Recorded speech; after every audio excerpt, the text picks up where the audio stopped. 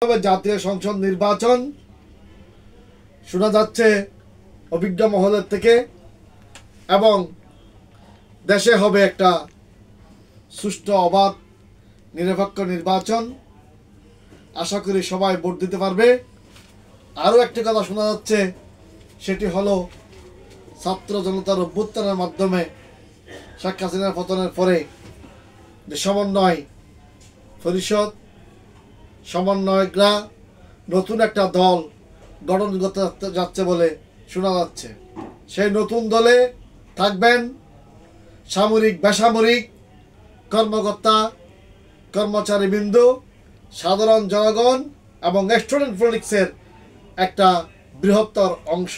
তাই রাষ্ট্রের জনগণের প্রতি, সকলের প্রতি, আপনাদের প্রতি অনুরোধ রইল যে রাষ্ট্রীয় শৃঙ্খলা মেনে চলবেন এবং আগামী জাতীয় সংসদ নির্বাচনে আপনারা সবাই অংশগ্রহণ করবেন এবং স্বতঃস্ফূর্ত